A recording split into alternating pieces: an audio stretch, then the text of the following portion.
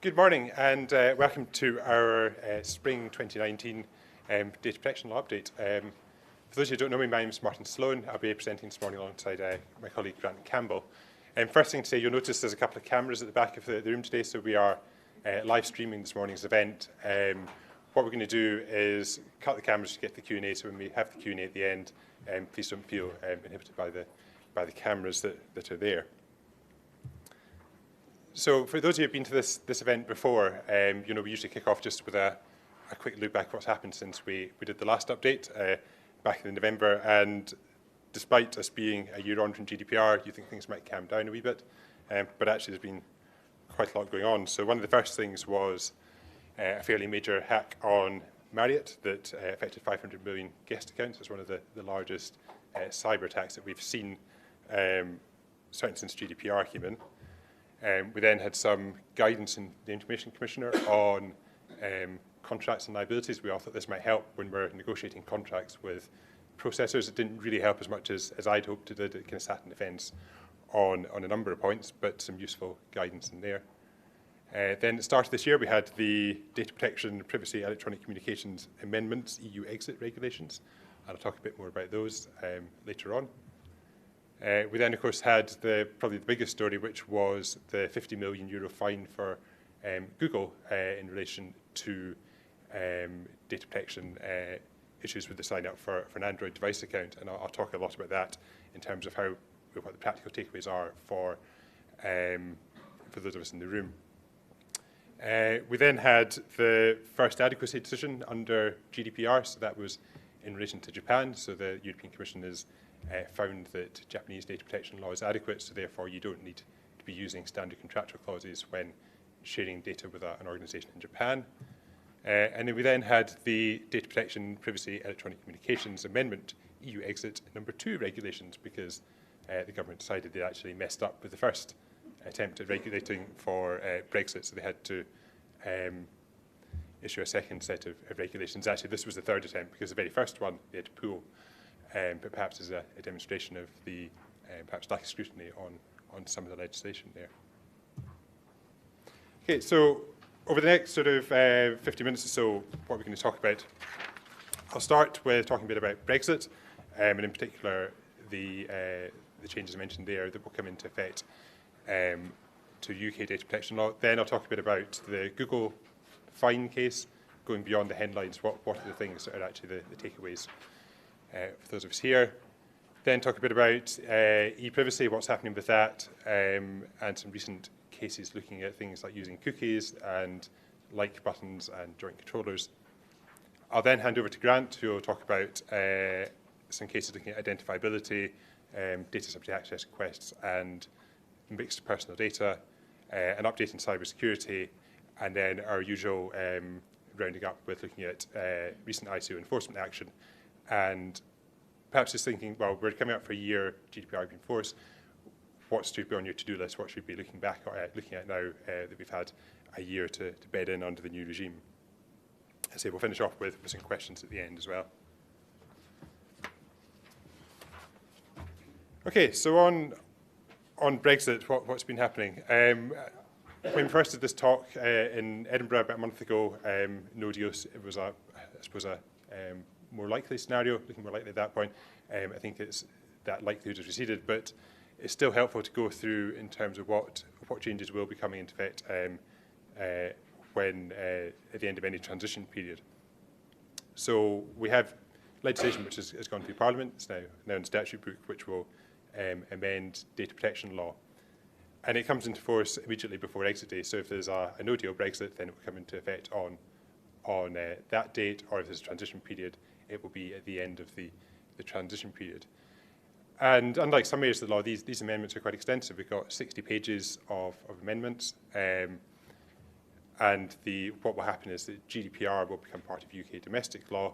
The concept, for those of you who know the 2018 Act well, the concept of applied GDPR will disappear, and we'll just have one UK GDPR that will then be amended to reflect the fact that the UK is no longer part of the EU, and therefore references to European Commission and the European Data Protection Board won't apply.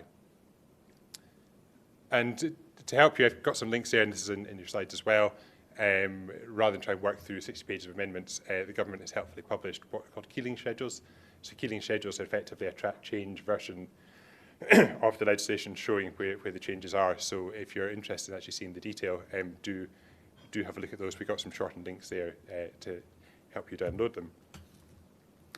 So what's going to be happening? Well, for transfers outside the UK, the key point to note is that the rules that we currently have for dealing with transfers outside the European Economic Area will apply for transfers outside the UK. So effectively that regime is lifted and shifted, but rather than having to think about, you may have wording in your standard contract saying no transfers of data outside the EA without consent, that will now need to refer to the UK.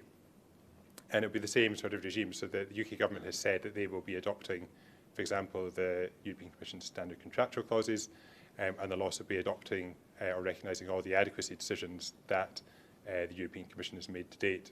So, for example, Privacy Shield, transfers to certain parts of Canada, other countries that have been approved. Effectively, that regime will continue as is. There will be new requirements in relation to representatives. So if you are, for those of you familiar with the extraterritorial provisions of GDPR, if you're an organisation outside the EA, but you are either selling services into the EA or monitoring individuals in the EA, you have to appoint a representative in the EA. Well, that will apply to UK organisations that are, say, trading or selling services into the EU. And conversely, organisations elsewhere in the EU will also have to appoint a representative in the UK. So for those of you who are multinational businesses or perhaps trade in the EU, worth thinking about whether you need to be appointing a representative and how you will deal with that. I suppose in terms of regulatory aspects of the Information Commissioner has been quite heavily involved in improving binding corporate rules under data protection law, and also being a lead supervisory authority. So again, if you're a multinational organisation, you can select one supervisory authority to be your lead regulator. Post-Brexit, that won't be the case because the Information Commissioner won't be within the club to be able to do that. So if you're in the process of looking at binding corporate rules as a multinational organisation, then think about which regulator you take that forward with. It's going to need to be one of the other EU supervisory authorities. And in relation to the powers of the Commission under GDPR, what's going to happen to those is that those will all transfer either to the Secretary of State in the UK or to the Information Commissioner, and it depends what it's dealing with as to which power goes where. And final point just to note is to mention on the key changes. With Privacy Shield, as the UK will recognise the Privacy Shield regime, but one of the requirements for Privacy Shield is that the organisation in the United States that is certified to Privacy Shield has to mention in its privacy notice that it's applying the Privacy Shield principles to data that it collects from or is getting from the EU. In order for that to apply for UK data, we'll also have to amend that notice to also refer to data that's transferred to it from the UK. Now, this was the bit that the government missed out in the draft legislations, but the good thing is that the FCC in the States has been much more up to speed in this, and they've already been telling US organisations that are Privacy Shield certified that they need to be doing this. So if you're using, say, an IT services company based in the States, then they should be on top of this already and making those changes, but it's certainly worth asking the question.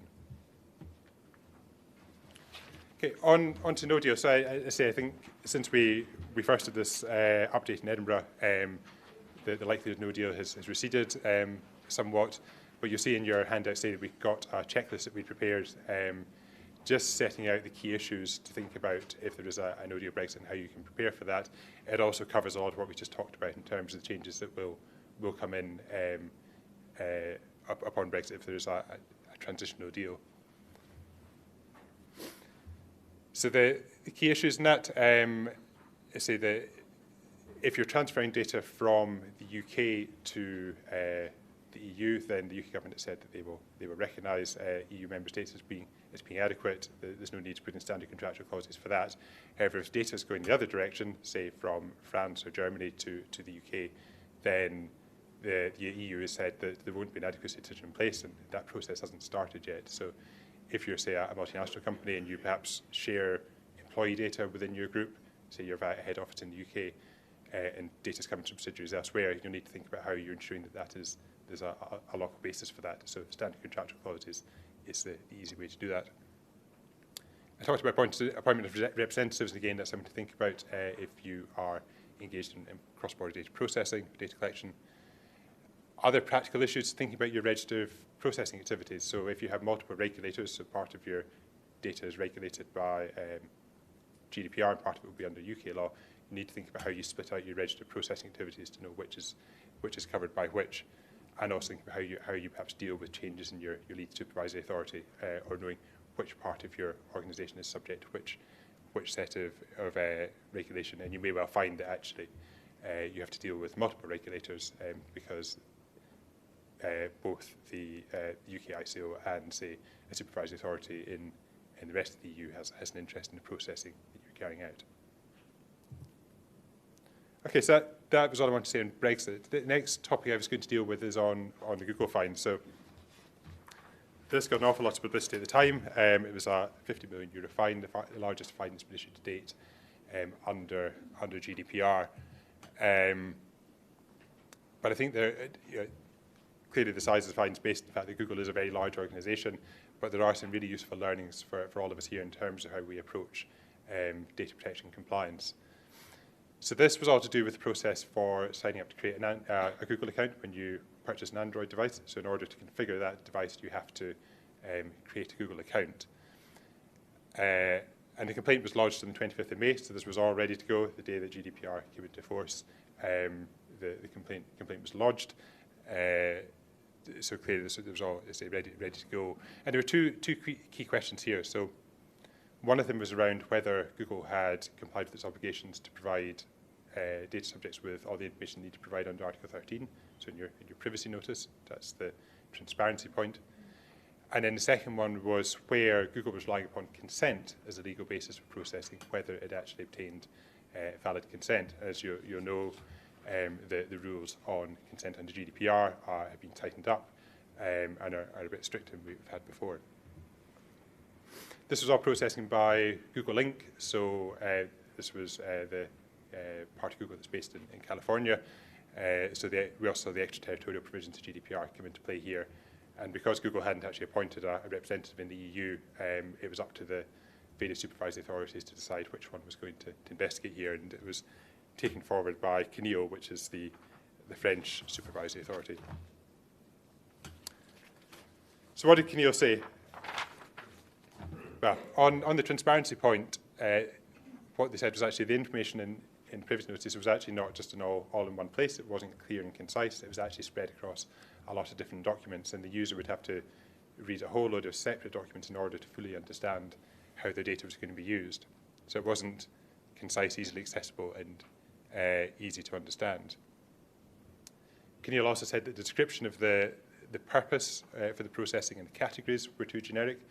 So it wasn't specific the way it was drafted. It was in very sort of vague and general terms.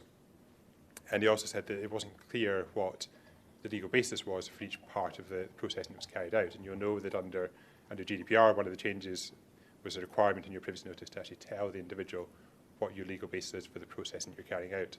And CNIL said, well, actually, it's not clear. You read this notice, we don't really know for this activity what the legal basis is, because what Google had was a list of things that it said it was doing, and then it had a separate list of legal basis, but they weren't mapped together, so you couldn't actually work out when consent was relied upon, when it was legitimate interest or whatever, and therefore the individual couldn't work out what their rights were in relation to those, because obviously your rights as an individual vary depending on the legal basis. You can withdraw consent, you have rights to challenge certain legal bases. And he also said the retention periods in notice weren't always specified or weren't clear. On consent, so this all focused around personalised advertising, and there was a pre-ticked box there for around consent to personalised advertising. So that was not acceptable. But the other point was that the consent applied not just to using your Android device, but actually to a whole load of Google services. So this covered tracking of your use of YouTube, Google Maps, Play Store, whatever it may be, and all of that data was put into a big pot in order to personalise advertisements across different platforms. That bundling was something that CNIL didn't like either.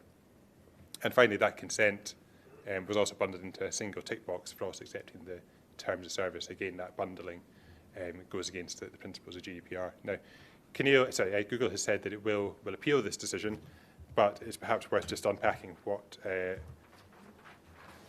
key takeaways are. So on consent, this shouldn't come as a surprise to anyone, but avoid pre-tick boxes as a condition for your consent. Ensure that the user is actually making an active choice if you're requesting consent. Ensure that when you are getting consent, it's specific to each processing activity, so don't bundle things together that aren't really related. So if you've got different services or different processing purposes, don't bundle them all up unless they genuinely are connected together in a way that it wouldn't make sense to unbundle them. For those of you just thinking a little bit more laterally, if you use cookie tools in your website, they're a great way of helping users actually decide whether or not to accept cookies. But I think the key thing for me from this case is that having an accept all button actually probably doesn't work, because if you have a button that says accept all for cookies for an online shopping cart and targeted advertising and doing analytics, that to me is bundling, and that's sort of thing that Keneal was unhappy about. So it'd be interesting to see if we get some practical guidance on this decision. I'll talk a bit more about another case that's in the European courts at the moment on that. And then finally, just don't forget about mobile apps and other tracking when where GDPR consent applies. So it's not just about using websites, but any form of tracking, not just about cookies.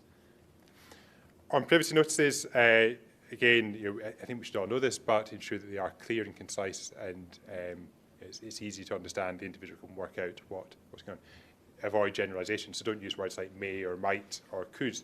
Actually be precise about what it is you're going to do with that data. Be certain with it. Clearly identify the legal basis. So the way that we've approached this is that we set out our privacy notices with a table. So you say, this is the processing purpose and this is the legal basis side by side. So it's easy for the user to understand. I think that's certainly what Keneal is trying to encourage organisations to do. Don't just have a list of one and a list of other of your processing or your legal basis, because it's not easy for the individual to actually work out how those fit together. And then finally, and what Grant talked about this towards the end, you regularly review your privacy notice. These things change over time. They weren't just drafted on the 25th of May, and then that's organisations change how they use data. They change what they're doing, where they're hosting it. What the legal base is. They use new technology. Make sure that you diarise to regularly review your privacy notice and keep it up to date. Okay, so that leads nicely on to e-privacy. For those of you that are regular attendees of this update, we always tell you where we are with e-privacy.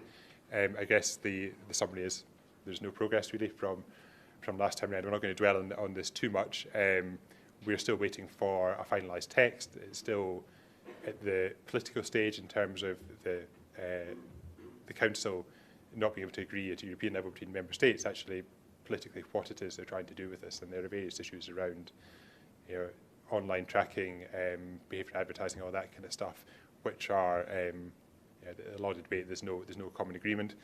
We did wonder whether we might see a finalised text before the European Parliament, say to the European Parliament elections later this month. I think that's pretty unlikely now, certainly from what I've seen. So that means we're going to be some way off actually getting an updated text. In the meantime, though, the European Data Protection Board has issued an opinion on what it calls the interplay between the Privacy Directive, so the legislation that led to the Privacy and Electronic Communications regulations in the UK, and GDPR. And this is something that we get questions about quite a lot as to how the Privacy and Electronic Communications regulations sit alongside GDPR, because you've got this additional separate set of rules if you are, say, doing electronic marketing or you're using cookies on your website or other tracking technologies. And what the EDPB has said is that GDPR shouldn't duplicate administrative burdens. So there's a breach reporting mechanism in GDPR, and there's one in the Privacy Directive for certain organisations. It's not intended you need to make multiple notifications of a breach. You can deal with that as a single process. GDPR is not intended to duplicate what's already in the Privacy Directive, but rather what the Privacy Directive does is it, as it says here, complements and particularises GDPR. So it's an additional set of rules in relation to certain types of processing activities. And remembering, of course, that e-privacy is actually wider than just personal data. It's about e-privacy generally and tracking. It doesn't necessarily need to be information. So, for example, cookies, it doesn't just need to be tracking personal data. It's just using cookies generally. So when you're looking at it, how do you approach this? Well, GDPR sets out your overarching rules, your high-level framework, but then you look at what the Privacy Directive says in terms of the particular requirements for consent, and say that applies whether or not personal data is involved.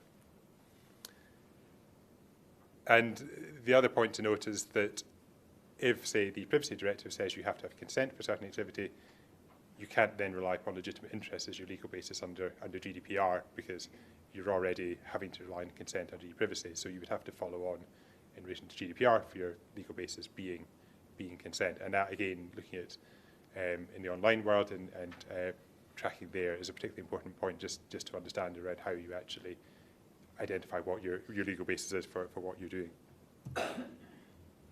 Okay, a couple of cases which are in the European courts at the moment, just to follow on from that. So these are both, we haven't had final decisions yet, but they're both at the stage of having had the Advocate General issue an opinion, and the process in the European Court of Justice is that the Advocate General's opinion is effectively provided to the judges in order for them to help them make their decision.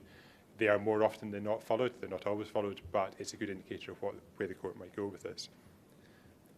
So the first one is in relation to a company called Fashion ID, and it's to do with social sharing buttons or website plugins. So I'm sure a lot of you will have on your website buttons allowing people to easily share a page or a post on Facebook or Twitter or wherever it may be, or a Google Maps plugin or something like this.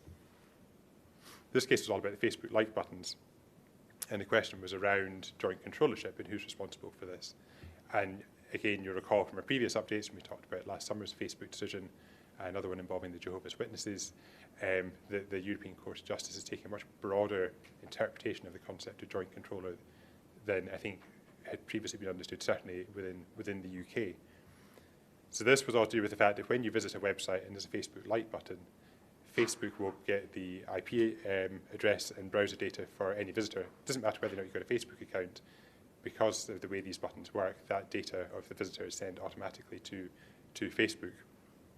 So Facebook effectively can track any user in terms of what they're doing around the web in visiting sites, and they can build up a profile of that. So who is responsible for that processing? Well, what the Advocate General said is that the operator of the website, so company, or in this case Fashion ID, is jointly responsible with Facebook for that processing. So it's, again, this concept of joint responsibility coming in, but that's only to the extent that the operator of the website co-decides the means and purposes for the processing. So the point here is that if you have a website and you decide to put on these social sharing buttons, or you decide to embed some form of plugin or other part within your website, it's your decision as an organisation to do that, and therefore you are responsible for that initial part of the processing. And that then means that the operator of the website is responsible for providing information, privacy notice, and also for obtaining consent to use. Now that's quite challenging. If you've got, say, social sharing buttons on your website, you don't really know what Facebook or Twitter or whoever it may be will use with that data. You don't really know, if you've got a map plugin, what the provider will do with that as well.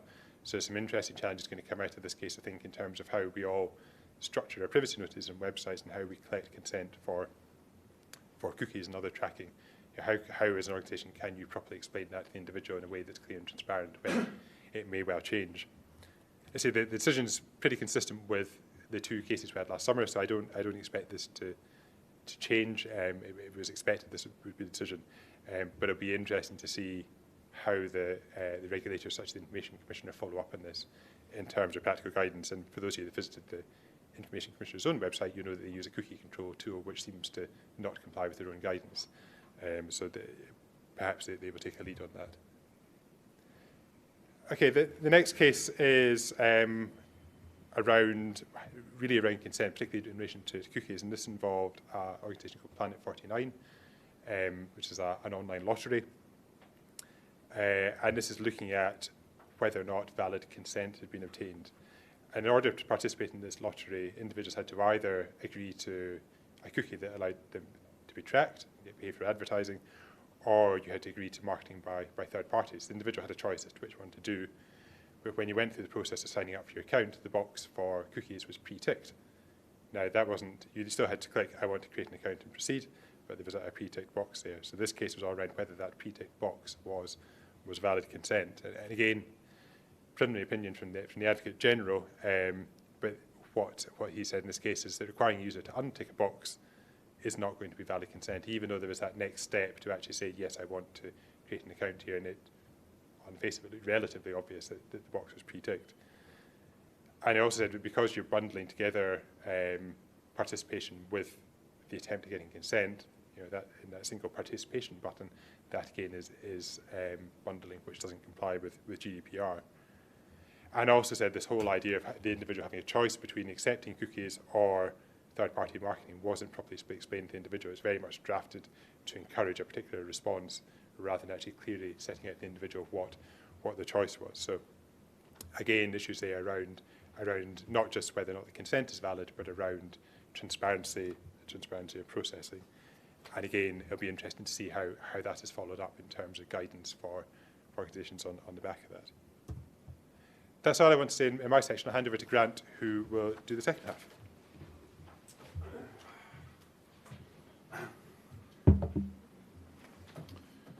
Good morning, everyone. My second half is really a digest. It's trying to cover, I guess, more practical data protection issues, bit of a pick and mix covering various developments that perhaps have been bubbling under in terms of decisions, also looking at IC enforcement decisions, and some thoughts on other areas of practical importance. So looking at GDPR 1 year on, what you may be thinking about, also some thoughts on cybersecurity, which has been in the news of late as well. So it's a bit of a pick and mix, but I'll walk through it. If I can get the slide to work. Yes, so first thing I wanted to talk about was a recent decision in the context of identifiability of individuals. So this was a freedom of information decision. So this was a request for information about stats for homeless people. And it tied in with the question was, could information about homeless people be provided? And whether, you'll understand if you do FOI, that actually there are exemptions around personal data. So the question was, is what is being requested actually personal data? Because if it is, there is a potential exemption to be applied and the information may not be disclosed. Now, over the years, there has been a practice that has developed which has said that basically that if you're disclosing a data set which relates to 5 or fewer individuals, then actually the risk of identification of those individuals, so if it's a data set, so statistical data that relates to a very small number of individuals, then actually you shouldn't disclose because those individuals are presumed to be identifiable. And that follows on from a series of decisions, in fact one we were involved in very, very early on from the Supreme Court, where the ICO has developed what they call the motivated intruder test. So if you're thinking about disclosing statistical information relating to a small number of individuals, what you need to think about are the means that are reasonably likely to be used by either the controller or by indeed anybody else who receives the data to actually work out who the individuals are.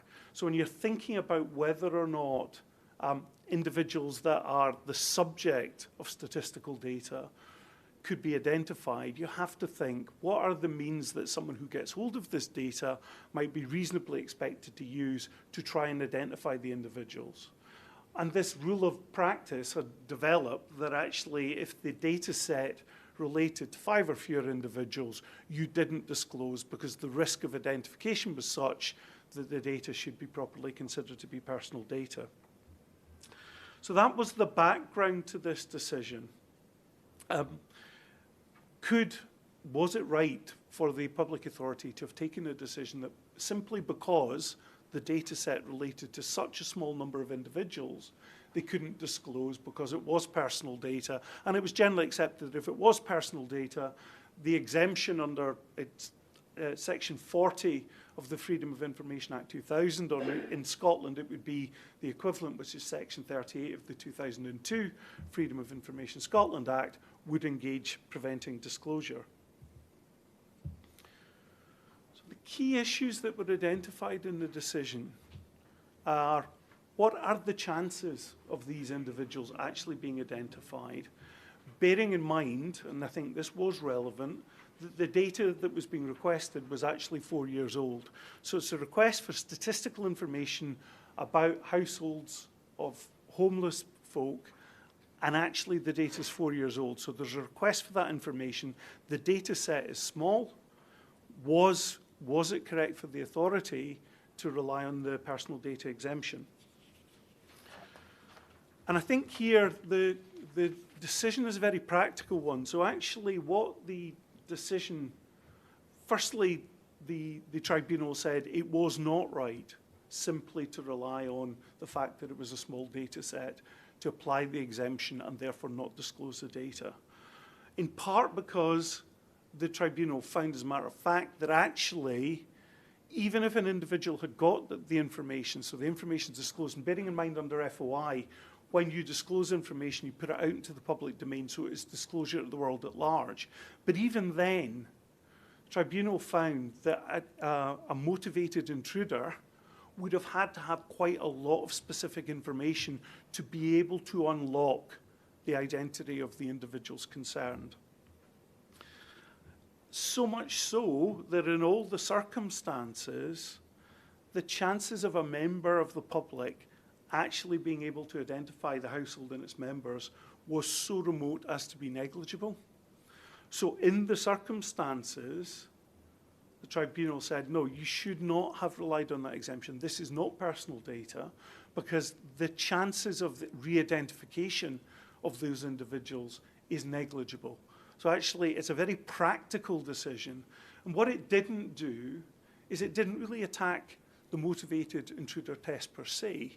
What it attacked really was the rule of thumb that said if the data set relates to 5 or fewer individuals, you're all right. You don't need to apply, you don't need to disclose because it is personal data. What this decision is saying is you need to think further than that. You actually need to assess the risk of re-identification. Yes, the issues may be more acute when it's a small data set, but it is not an automatic rule that just because it's 5 or fewer individuals, it is personal data and you can withhold.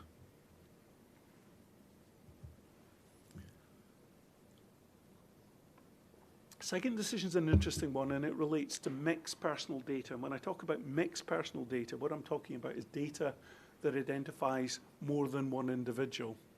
So the background to this case was it was a doctor-patient relationship, which had clearly gone badly wrong. The patient complained to the General Medical Council about the GP and his conduct. The General Medical Council then conducted an investigation and got an independent report on the conduct of the GP. And the patient made a subject access request to get a copy of that independent report. Meanwhile, the doctor obtained an injunction to prevent the disclosure of the report. And this decision is in relation to an appeal to actually get access to the full copy of the report. Now, many years ago, there was a very celebrated decision that if you were here 15 years ago, I would have been talking about, which was a case called Durant and the FSA. And that shows you how old it is because the FSA is long gone and been replaced by the FCA. But that decision made a number of quite seismic recommendations that have been followed pretty much by many over the course of the last 15 years. So the Durant decision was a decision of the Court of Appeal. And one of the things that the Durant decision said, there were a couple of things it said that came into consideration in this decision. One was that there was a presumption against disclosure. So when you're making a subject access request, you have to balance, whereas mixed data, so data about more than one individual, you have to balance the interests of the competing parties, so the applicant who's seeking the data and the third parties whose data is caught up in the request. And Durant said that there was a presumption against disclosure of third-party personal data without consent. And that was based on the wording of Section 7(4) of the 1998 Data Protection Act. So one of the questions was actually, is that correct? Because clearly the doctor was not going to consent. He'd already got an injunction to prevent disclosure. So this decision went up to the Court of Appeal, who looked at the Durant decision and made a number of key points. So firstly, they rejected what had been said in Durant about this presumption. So they said that there isn't a presumption that personal data should not be disclosed. And actually, what is important is whether it is reasonable to release the data without consent. So there's not a presumption. You're forced onto the decision is it reasonable to make the disclosure without consent? And that entails a kind of balancing test between the interests of the applicant and the interests of the individuals whose data would be disclosed. So is it reasonable to make that disclosure? Another thing that the Durant decision had said, which if you were a controller was actually quite helpful, the Durant decision had said that actually, because the judge was really quite scathing about subject access in the context of effectively pre-litigation discovery. So the court in Durant had basically been very sceptical about the motives of an applicant for subject access in the context of pre-litigation discovery. The judge, Lord Justice Auld at the time, said, I'm really not happy that subject access is a route around the rules around disclosure in court cases. So if I think what actually somebody is trying to do is to avoid those rules by putting in a subject access request, that's not what this is about. Unfortunately, depending on your viewpoint, Court of Appeal said, no, that is not right either. It's not a question. You don't look at the motives of the person seeking the data in order to make a decision as to what it is that whether or not they're entitled to the data. So this idea that actually the courts will frown upon subject access in the context of pre-litigation discovery, I think, has gone. What the courts went on to say, though, is that actually, if you're really concerned about disclosing the information as a controller and you're deciding whether it is reasonable to make the disclosure, things that you can think about is actually asking the applicant for a contractual undertaking that they will actually only use the data in certain ways. And one of the judges even went further and said, actually, in some cases, it might be appropriate to make an undertaking to the court that you will only use the data in certain ways. And that may tilt the balance as to whether or not it is reasonable to make the disclosure. If you're looking, though, if you're a controller, if you're looking for something that is really quite helpful in this, the court did say that in that assessing that reasonableness test, the controller is the primary decision maker and should therefore have quite a wide discretion in determining whether or not it is or is not reasonable to make the disclosure. So the court was, I think, quite keen to reassure controllers that actually, it is their decision. So they have to make a decision, but they have quite wide discretion in terms of how to do it. So I suppose my observations, firstly, the Data Protection Act 1998 is no more, and Section 7.4 is replaced by a provision that is not dissimilar, but it isn't the same. And this presumption wording, the wording that Lord Justice Auld fixed on to say there is a presumption against disclosure without consent, that wording has changed. It's changed subtly, but I think it's even clearer now that that presumption is not there going forward. In terms of the practicalities of getting an applicant to agree to some sort of contractual undertaking or some sort of non-disclosure agreement as part of a SAR process, I think one of my observations is the time limits for doing a SAR are actually quite tight. The potential consequences of not doing a SAR properly are worse than they were under the 1998 Act.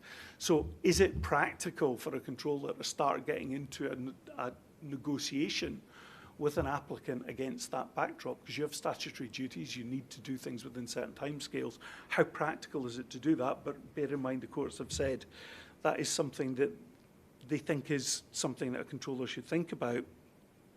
But I think fundamentally the important part behind this judgment is the discretion.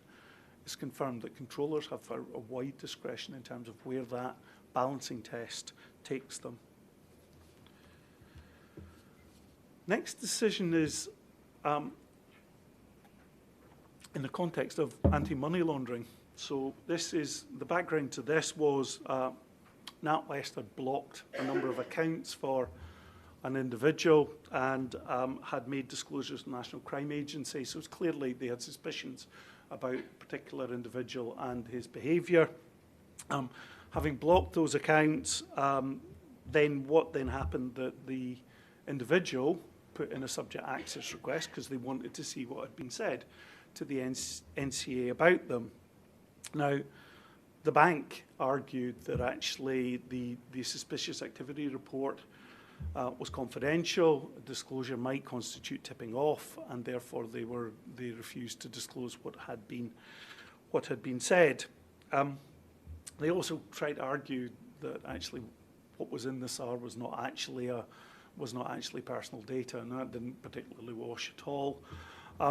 What the judgment said, and I think this again is common sense, is firstly, what was in those reports can be personal data. The normal rules apply. You assess whether it is information about the individual, etc. So information about the bank account, the suspicious transactions, the discussions and decisions about that individual can all be personal data, so potentially within the scope of a subject access request. The provisions of the exemption that relates to disclosure around prejudicing the prevention or detection of criminal activity, that exemption does need to be applied, but it is not a blanket exemption. You can't say just because this was an AML report, an anti-money laundering report, that actually automatically the disclosure of that information would prejudice the detection or prevention of criminal activity. It has to be evidence-based. So there has to be more than just a bold assertion that because it's this type of report, it can't be disclosed, and that if it was disclosed, then all these bad things would happen. The court said you've got to look beyond that. You've actually got to produce evidence that backs that assertion up. So one of the things that the court had said was, maybe what you should have done was spoken to the NCA and said, do you object? We have a subject access request, considering what to do. And if the NCA had come back and said, actually, we do not want you to disclose this information, then that would have been the evidence that would have got you to a point where you could say disclosure of this information would prejudice the prevention or detection of criminal activity, therefore we are not disclosing it. I think part of the background to this is relevant is months had gone by since the initial report had been made, and clearly not much had happened. So it seemed like it was potentially, we don't know, but the implication is it was perhaps a false positive, so they had notified about suspicions and the NCA had investigated and nothing further had happened. But you can't just assert that because it is one of these reports, you don't need to disclose it. So I think ultimately as a controller, when you are putting these reports together, the takeaway is remember that at some stage that report may be made available to the individual about whom you're reporting. So again, normal rules may apply. Cybersecurity. There's been a lot happening in this space. Again, this is for us, this is about helping folk deal with the practical application of data protection and looking at the wider picture. So we thought we'd say just a little bit about the work of the National Cybersecurity Centre, but also there's been a recent study published in April, just an annual survey of on cyber that we thought, again, some key findings might be worth drawing out. So a little bit just about the National Cybersecurity Centre. So it's part of GCHQ, but it's not a regulator and it's not a law enforcement body. It is part of government, and its purpose is to help make the UK a safer place to be online. That's its avowed aim. And it supports all organisations, so large, small, all sectors. That's what it's there to do. So it manages cyber risk for the UK government, but it is there to provide support and assistance to what it describes as victim organisations, which I think is quite helpful terminology. It deals with cyber attacks, it's not just data protection, deals with cyber attacks, which may involve personal data, but need not. It's important, and the Security Centre have been at pains to point this out, and I think they've had a lot of discussions with the ICO before they've given this assurance, but they say we will not share information with the ICO or law enforcement unless the organisation, the victim organisation, agrees. So that is part of trying, I think, to make people feel comfortable that actually if they are the victim of an attack or an attempted attack, then going to the National Cybersecurity Centre to get support will not open you up to to automatically then having to deal with the ICO. But it is clear also that just because you involve the National Cybersecurity Centre doesn't mean that you don't have to think about your responsibilities under data protection law as well. So you may have to notify, depending on what the attack was and whether personal data had been compromised, but the centre itself will not notify the ICO unless the organisation agrees. The ICO has said that if you do involve the National Cybersecurity Centre, they see that as a mitigating factor. You are acting responsibly. So any organisation suffering a cyber attack should consider contacting the National Cybersecurity Centre. And I suppose here is why. Firstly, the National Cybersecurity Centre, again, this is part of Protecting UK PLC. They look at the wider picture. They have a wider view than any organisation will have. So what they can tell is whether particular attacks are part of a coordinated attack on sectors or particular types of business, so that they can help to pull things together and see that wider picture. But they can also actually help the organisation itself in terms of dealing with the consequences of a cyber attack. So they can help with engagement of forensic providers who are crucial to actually understanding what has happened and what is going on and what the impacts may be. They can provide an incident responder to help with information flows with IT service providers. They'll look and work with the forensic teams that you engage to help to understand the threat, the motives, and what the response is. Where appropriate, they will manage communications with other government departments, and they will also help with liaison with regulators if indeed the regulators do need to get involved. So the message, I think, is if you have a cyber incident response plan, is make sure that at least there is a line on that plan in your flowchart to say, do we involve the NCSC? Because it's not obvious immediately that that would be something you should do. And there will be a number of external bodies that you will be thinking about involving, insurers, law enforcement, all these other bodies. But make sure, I think, that the NCSC is at least on your list, so you are thinking about whether or not it is appropriate to get them involved. And if you are going to get them involved, then do it in early stages, because the advice and the support that they can give will be particularly valuable at the time the attack, or just after the attack has happened. The Department of Culture, Media and Sport has just published a cybersecurity breach survey. Now, this is one of an annual survey which has been running for a number of years. It tracks cybercrime and how organisations actually are responding to the threats. And there's some key findings, and they're quite interesting. One of the headline ones is actually very interesting. So actually what it shows is the proportion of businesses that are actually identifying breaches or attacks has gone down, and it's gone down year on year. So the year for this last survey, 32% of businesses, and they publish different figures for charities, but I'll concentrate on the businesses. So 32% of businesses identified a breach or an attack. 2018 is 43%, 2017 46%. So if we're saying there's more cyber attacks, how come the numbers seem to be going down? I'll come to that in a second. But the businesses that actually are identifying breaches or attacks are reporting more of them.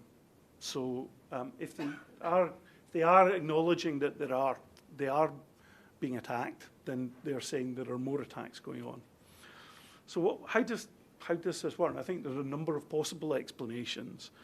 I think organisations are getting better at protecting themselves. I think that must be true. And I think perhaps one of the impacts of that is there's more focused targeting activity by cyber criminals on those organisations that are less well prepared. So perhaps that's why the numbers are going down, because they're more focused on the people who don't appear to be doing it well.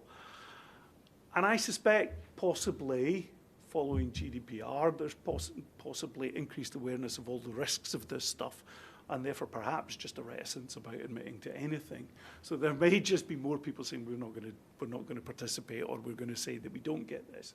And there may just be some people who frankly just don't know that it's happened, and that's, you know, and that is obviously another explanation. I guess the other couple of points that I wanted to draw out from this survey is, you know, in terms of incident management processes, so kind of distinguishing slightly between having policies and actually having the processes, the things that you know that you've got to do if you are the subject of an attack. Having an incident management process is critical, because what you don't want to have is you don't want to have the attack happening and then trying to work out at the time what you should do. You should have a plan. Now, clearly that plan needs to flex, to adapt to the particular situation and what the threat is, but you need to have a plan so that you're ready to go and you just carry the process through.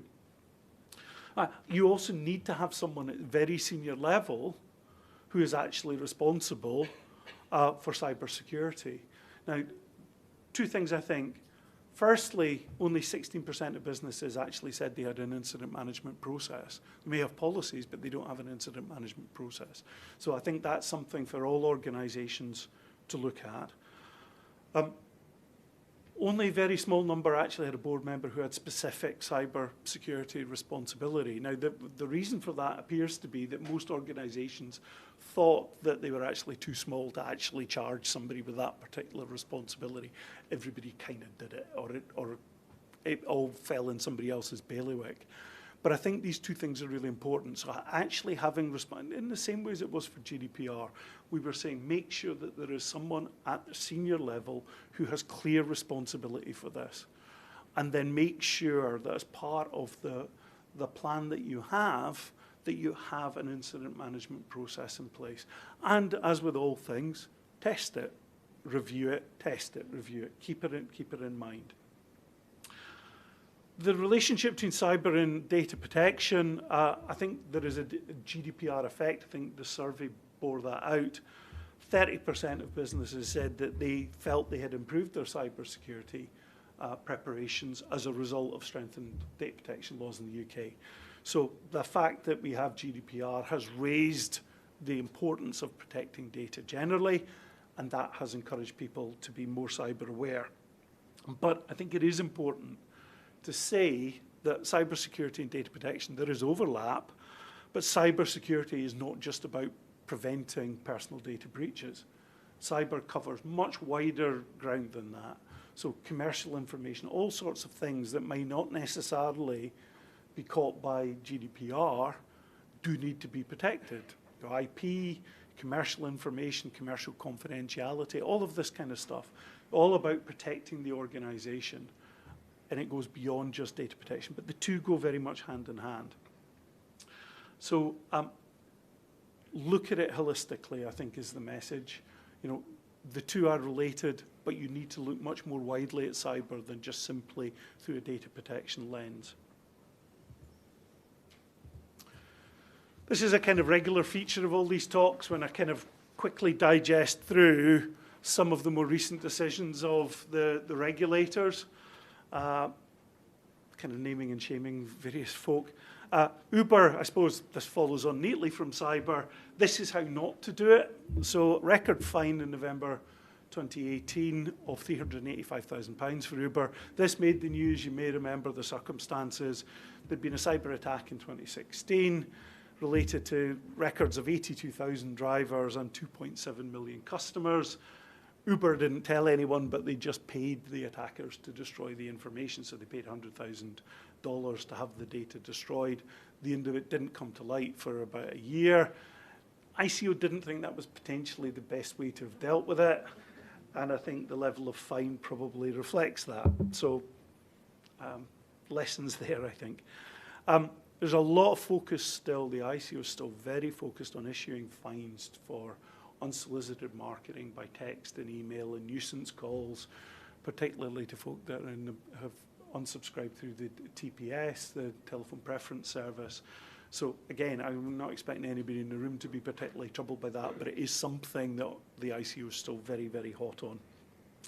Also been quite hot on trying to catch people that are not paying the data protection fees. So again, can you just make sure that you have registered and you are paying your fees? You don't really want to be coming up on the ICO's radar for that. So GDPR 1 year in. So a lot of this is common sense stuff, but it bears repeating. I was having a conversation just before we started this.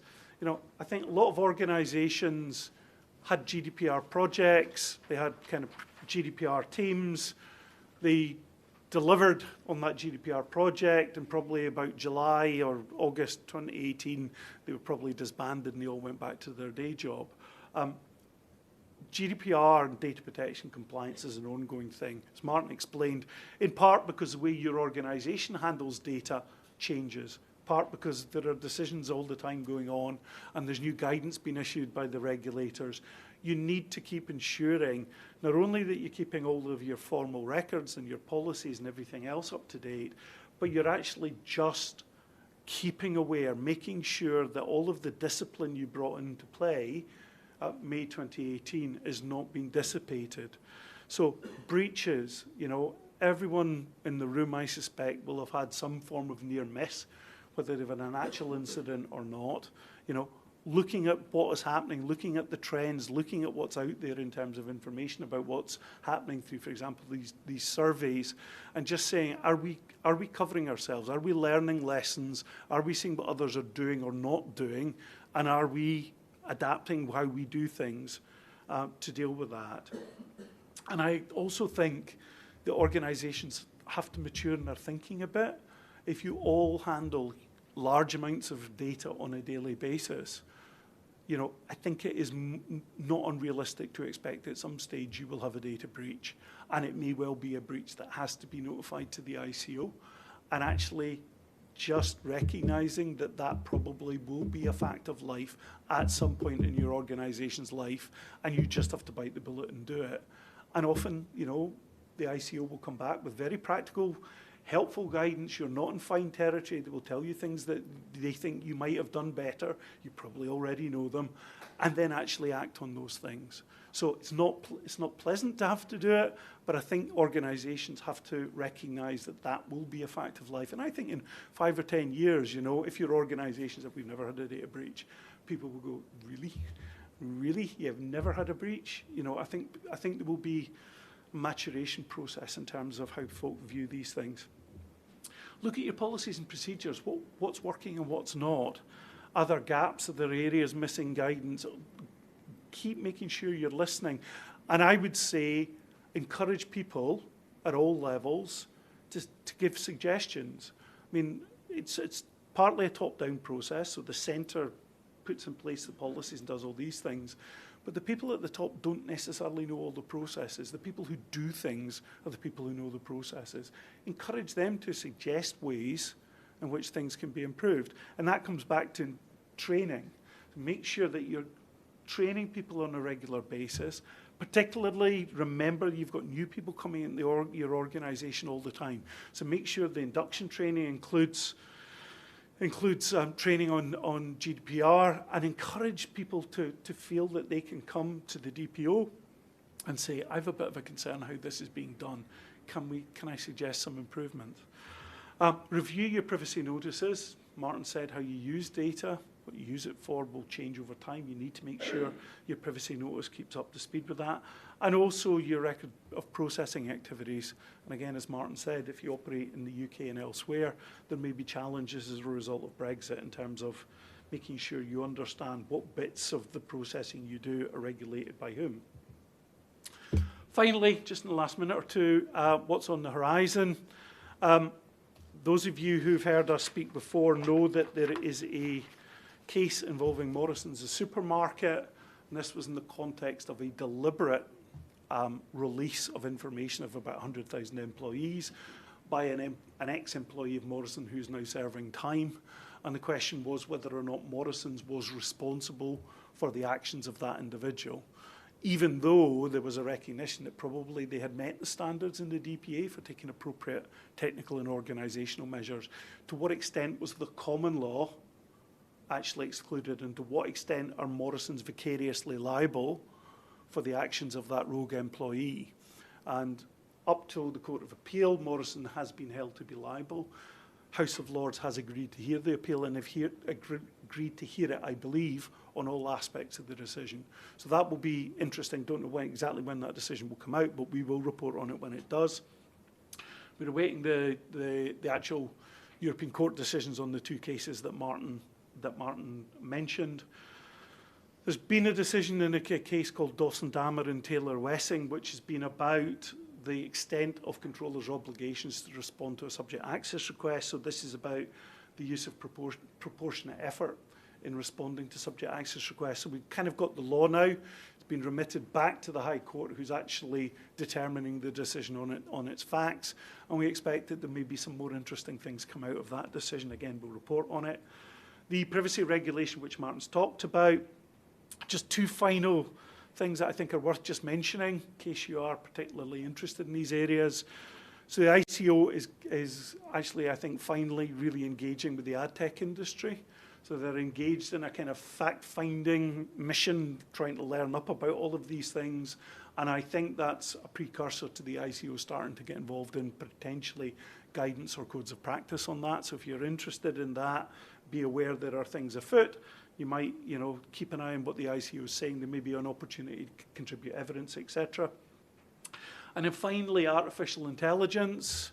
ICO is beginning to get involved in that. And of course, the issue there is, who's making decisions about individuals? So if you've got data that is being processed by computers, then actually what are the issues there? And I suppose it's about governance and accountability. And they're also focusing on AI-specific risks relating to the processing. So again, that's something where ICO is now taking much more of an interest. So if you're involved in AI, you're looking at AI projects, be aware that that's a kind of evolving thought process for the ICO. That was a bit of a rattle through. Conscious we're just on 10 o'clock, so happy to take questions now. If anybody has to shoot immediately, then please do feel free to